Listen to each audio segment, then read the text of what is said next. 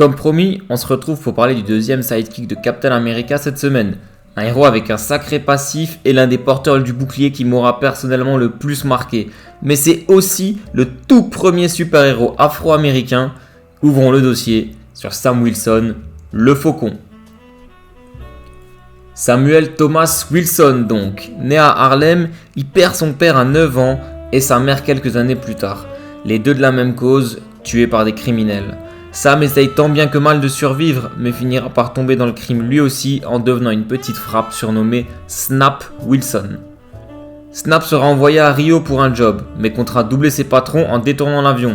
Il échoue et l'avion s'écrase sur une petite île des Caraïbes sur laquelle s'affrontent actuellement Captain America et son némésis Crâne Rouge.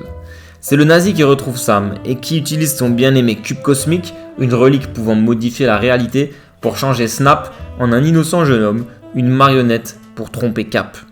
Il lui donne en même temps le pouvoir de communiquer avec les oiseaux. Sur l'île, Sam rencontre justement son faucon, Aile Rouge, qui deviendra son fidèle ami.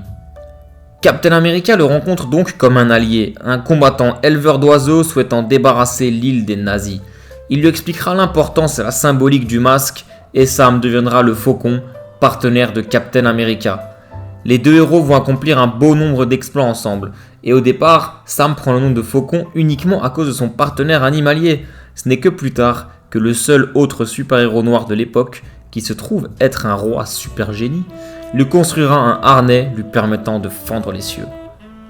Ah oui, Crâne Rouge, il va finalement révéler que le Faucon est sa marionnette et le forcer à affronter Steve Rogers, qui battra et libérera Sam Wilson de l'emprise de Crâne, effaçant la personnalité créée par le vilain qui était donc fictive. Mais l'amitié de Sam et Steve, elle était bien réelle elle, et on n'efface pas plusieurs années de bromance comme ça. Alors ils restent tout de même amis et partenaires.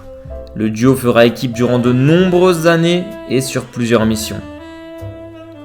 A l'époque, les Avengers c'était une équipe gouvernementale, et le type de Washington qui faisait la liaison, c'était Henry Gyrich. Il n'était pas spécialement connu pour être un type sympa. La preuve, il prend Sam chez les Avengers pas parce que c'est un excellent héros, non, parce que c'est un des rares héros noirs. Ouais, Sam est un quota pour Gyrich. Super l'ambiance là. C'est dingue ce côté cool, trop cool. Bon d'accord, on se verra à la récré, on check, vieux.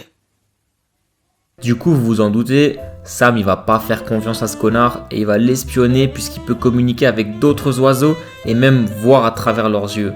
Il découvre donc que Gyrich il a été mis à ce poste par le secrétaire de la défense Del Rusk pour espionner les Avengers.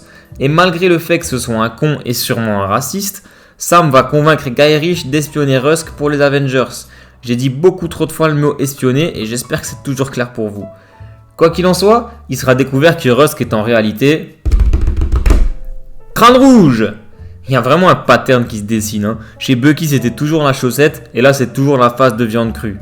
Enfin bref, c'est en grande partie grâce à Sam que sa machination sera une fois de plus stoppée. Les Avengers seront ensuite dissous quand la sorcière rouge pètera son câble, mais vous la connaissez l'histoire. Il aidera ensuite Cap à traquer le soldat de l'hiver, puis lorsque vint l'heure de la Civil War, Sam sera le premier à se ranger derrière Cap et sera l'un des leaders des Secret Avengers, refusant la loi de recensement. Hélas, à la fin du conflit, quand Steve est assassiné, Sam se retrouve contraint de signer et même de se recenser. Il devient alors le héros assigné à Harlem, son quartier, mais il reste quand même en contact avec la faction rebelle de Luke Cage. Il fera équipe avec Bucky quand ce dernier portera la bannière étoilée, mais bien sûr quand Steve reviendra et redeviendra Captain America, Sam retournera naturellement à ses côtés. En tout cas, jusqu'à ce que Steve soit envoyé dans la dimension Z par Arnim Zola, un scientifique nazi d'Hydra. Là, Sam il va alors avoir une aventure avec Jet Black, la fille de Zola. Attends quoi ? Mais il est malade ! On couche pas avec l'ennemi, va sauver Steve plutôt !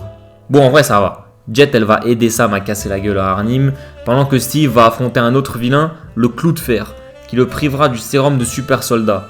Le temps va alors le rattraper, et il va devenir un vieil homme, incapable d'incarner la sentinelle de la liberté.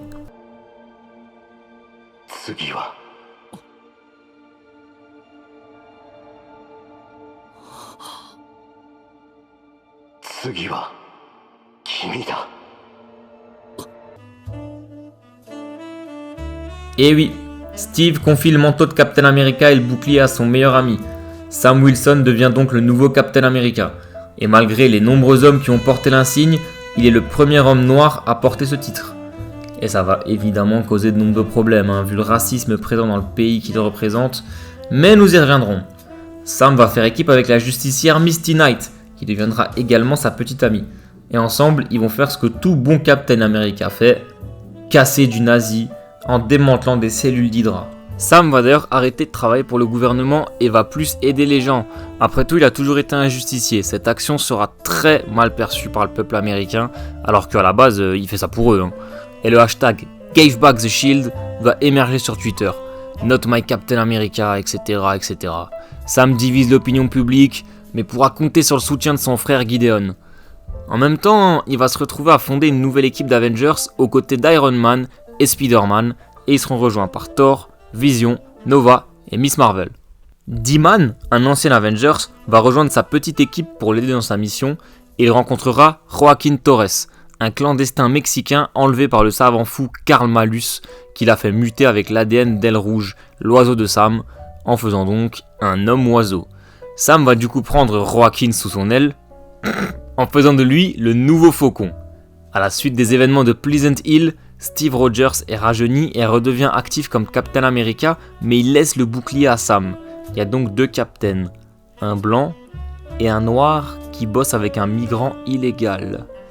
Et on est évidemment en pleine période Trump, autant dire que la popularité de Sam, elle est au plus bas, mais ça va encore descendre. Une nouvelle force de police robotique, appelée les Americops, est mise en place pour aider la police à lutter contre les surhumains. Sauf que robot ou pas robot, les Americops ils ont les mêmes défauts que les autres policiers américains, à savoir ils tabassent les jeunes noirs innocents. Rage, un ancien Avengers et New Warrior, va prendre parti contre les Americops et se battra contre eux. Sam se retrouvera dans la mêlée et se rangera bien vite du côté de Rage. Ensuite, les deux plus gros haineux de Sam vont s'allier. Il s'agissait de l'hôte d'un talk show et de l'employeur des Americops en personne. Ils vont engager US agents pour récupérer le bouclier. Un beau cocktail de facho si vous voulez mon avis. Sam réussira à les vaincre, mais pendant ce temps, les Americops arrêteront Rage sur de fausses accusations. Envoyé en prison, il est frappé et battu presque à mort par les criminels jusqu'à être plongé dans le coma. A noter que Rage, c'est un enfant qui s'est retrouvé dans un corps de titan, et Sam le sait. Le voir dans cet état achèvera de briser la foi de Sam, le faisant abandonner le titre de Captain America dans un beau discours d'adieu. On l'a vu dans l'épisode précédent, quand Kobik a rajeuni Steve Rogers à Pleasant Hill, elle a aussi fait de lui un agent d'Hydra qui prendra le contrôle des USA et les change en dictature fasciste, notamment envers les Inhumains qui seront placés dans des camps. C'est reparti comme en 46. Ouais, non, c'est pas drôle en fait. Quoi qu'il en soit, notre Sam ne revient pas à l'héroïsme, mais devient un passeur pour aider les Inhumains à quitter le pays. Il sera alors contacté par le réseau, les derniers héros s'opposant à l'Hydra qui voulaient quitter le pays pour partir à la recherche des fragments du cube cosmique, le seul moyen pour ramener le vrai Steve. Sam les accompagnera donc sous l'alias du Faucon, jusqu'à ce que la dernière flamme d'espoir soit perdue quand Cap tua une Avengers. L'Hydra avait gagné, l'Amérique s'était rendue. Les héros n'y croyaient plus et se noyaient. Ils avaient besoin d'une main pour les aider à se relever. Quelqu'un qui pourrait les faire croire de nouveau. Quelqu'un qui pourrait les conduire hors du désert. Ils avaient besoin de Captain America. Mais hélas, ils furent rapidement abattus alors qu'ils voulaient utiliser le fragment de cube retrouvé par le réseau pour faire tomber le dôme de ténèbres qui emprisonnait tous les héros de New York et briser le bouclier qui bloquait les poids lourds dans l'espace et... Non, pas cette fois. Cette fois, les héros n'échoueront pas. Cette fois, ils se relèveront et ils se battront grâce à Captain America. Non, j'ai pas pleuré, non, arrêtez. Sam mènera alors les héros au front pour la bataille finale. Guerre que les héros perdront, hélas. Sam sera contraint de se rendre et de remettre le fragment de cube à Steve Rogers. Mais tout ceci faisait partie du plan de Bucky pour ramener le vrai Steve et ainsi mettre fin au régime d'Hydra. Le cube cosmique enverra d'ailleurs Sam dans le passé en remerciement, plus précisément lors de la Seconde Guerre mondiale où il deviendra le frère d'armes de Captain America sous l'identité de Paul. À la fin de la guerre, il choisira de vivre une vie normale, devenant pasteur comme son père et son frère, loin des héros, restant toutefois proche de Steve. Il vieillira jusqu'à voir son jeune lui endosser l'identité de Captain America. En paix, il s'éteindra et sera ramené jeune au moment exact où il est parti, comme si rien n'avait changé. mais il est sorti de cette aventure en ayant énormément appris. Ayant finalement plus que prouvé qu'il était digne du titre de Captain America, il rendra le bouclier à Steve et redevient le Faucon. Après avoir mené les Avengers dans un conflit contre le Challenger et le Grand Maître, deux anciens de l'univers, il quitta l'équipe. Le Faucon, avec son nouveau costume, fera alors équipe avec le Faucon, l'autre, mais aussi Rayshon Lucas, le nouveau patriote, un jeune inspiré par son discours d'adieu en tant que Cap. Puis, quand les deux jeunes rejoindront les champions, Sam retournera aux côtés de Steve évidemment. On peut également le retrouver dans une courte aventure aux côtés de Bucky pour stopper Zemo. Et voilà, c'est tout pour le Faucon. Alors c'est clair, on dirait pas comme ça, parce que je suis pas trop rentré dans les détails dans ses aventures avec Steve. Mais Sam a laissé une énorme empreinte dans le monde de Marvel en tant que Faucon. Elle est telle que du numéro 134 à 222, soit pendant 7 ans, la série Captain America avait été renommée Captain America et le Faucon. 7 ans! Il a pendant un bon moment été un Avengers aussi, et sa consécration en tant que Captain America et ses rôles dans Secret Empire et Avengers jusqu'à la mort ne sont que des justes récompenses. J'ai vraiment hâte de le voir endosser un rôle pareil dans le MCU. Vivement demain! Et d'ailleurs, vous avez vu à quel point son histoire en tant que Cap était engagée? En France, on a pu la lire avec 5 mois de décalage, et c'était effrayant à quel point la situation aux US était similaire. Je recommande chaudement cette excellente série. Sur ce, je vous laisse. N'oubliez pas de liker la vidéo, ça coûte rien, le petit partage, le petit com. Abonne-toi! C'était l'agent Warvel, terminé.